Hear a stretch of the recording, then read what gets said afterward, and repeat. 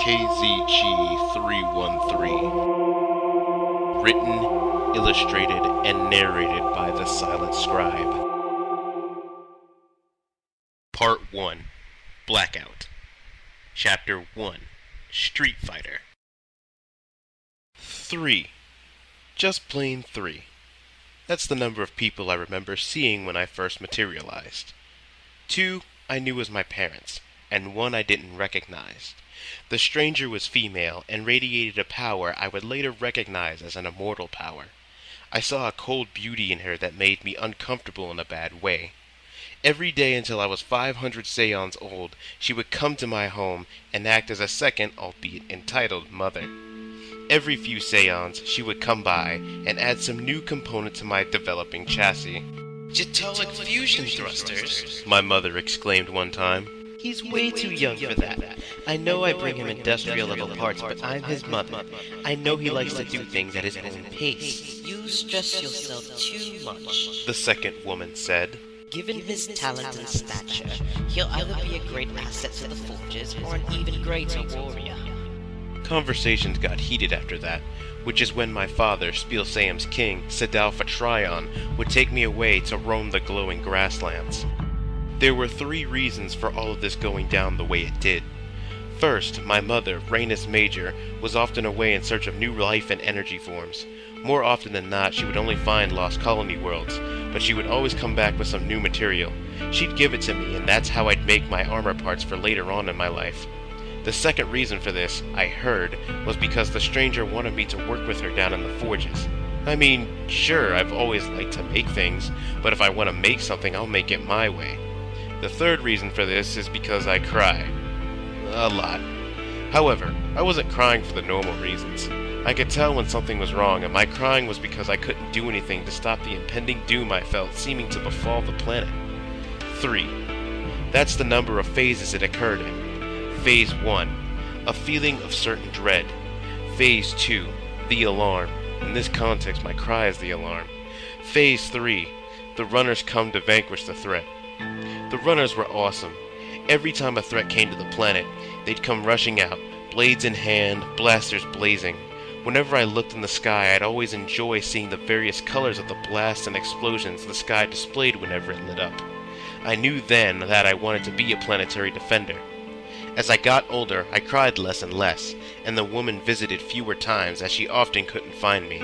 Every time I felt that Spielsaem was in trouble, I'd stand as close to the battle as I could before it got intense enough to vaporize me. Like I said before, this went on until I was a 500 Seon old Cybogurian, half Gurian, half Cybonian. By the time I reached 500, I was making my own battles. I wasn't even in a basic combat class. No sir, I was my own teacher. I learned all my combat skills on the streets, and I remembered them well. This was because I had a naturally good memory, and because of my mixed biology. Now be advised, this does not mean that I have terrible parents, it just means that I was trying to train myself in the best way that I saw fit. Every time I saw someone who looked like they might give me a good battle, I would challenge them, and fight them until one of us was down. If I lost, I would remember my mistakes, and challenge that same person again until I finally beat them. A few times, people turned down my challenges just because of my skill level. It was because of this that I became fairly known around my planet. The only reason I didn't get in trouble was because the people I challenged knew I meant no harm, and because my parents were often away at their jobs. Everything looked like it was going well, but my life began to fall apart when they came. That familiar feeling of impending doom returned, and I knew Spielsaem was in trouble. I was just about to go find my father, Sedalfatrion, who, in addition to being the planet's king, was one of the members on the Council of 3, or KZG, which is where serious matters are discussed, when a dark figure dropped in front of me. He radiated an aura of purple darkness. His eyes were a murderous shade of purple, and his hair pulsated from black to indigo to violet. Had I not any practice fights, I probably would have run, but that wasn't the case. I steadied myself, clenched my fists, and flew at him. I know now I should have been scared, but I was literally enjoying myself. The Dark Warrior was ridiculously strong, and I was struggling to keep up, prompting me to change tactics many times over. Eventually, he really started to batter me, but as per my partially cybernetic biology, I was able to analyze his movements. I began to anticipate his moves. I dodged one hit, then another, and another. I was just about to strike back, but the being chose that moment to draw a serrated tri-pronged sword. Okay, I thought. Didn't see that coming. I leapt out of the blade's range, realizing how slim my chances of survival were at that point. Naturally, I got scared, so I did something all kids are born to do. Run. Well, flew was more like it.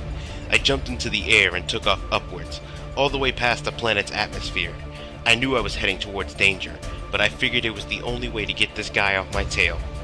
As I left the cloud level behind, I saw flashes of light and explosions of darkness. When I left the orbital level, I saw the full extent of the ensuing battle.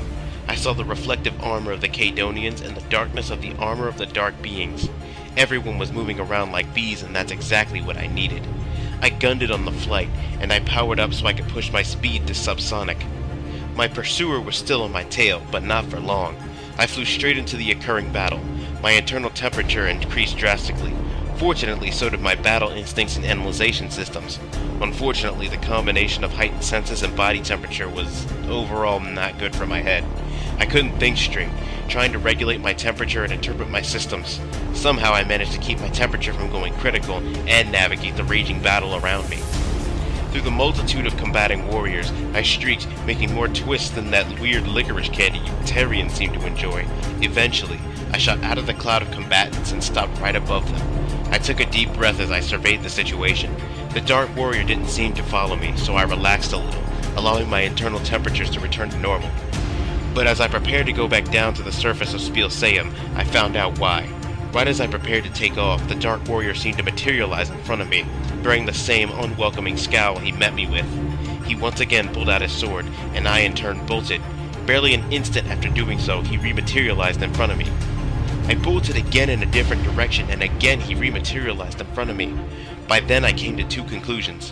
One, this guy wouldn't leave me alone, and two, I would have to do something that would most likely get me killed. We stood facing each other, completely still. I hoped I looked as emotionless as he did. "Who are you?" I asked. He stared blankly at me, which didn't ease my tension. "What do you want?" "My identity," its deep and raspy voice began, "or desire is not important. "What are you talking about?" By the will of my master, you will perish." I shuddered at the sound of the word perish. I did not want to die. I could only speculate that the only reason this being existed was because I existed. It was at this moment that my systems alerted me to the warrior's strength, which exceeded mine with a BPQ of 10,000 over 1. "Why?" I asked. "My master," it started, "demands the destruction of all your people." My scanners detected a new figure, with a BPQ of 20,000 over 1, approaching at high speed, but not high enough to get here, for right at that moment, the dark being charged me. I was just barely able to dodge the strike.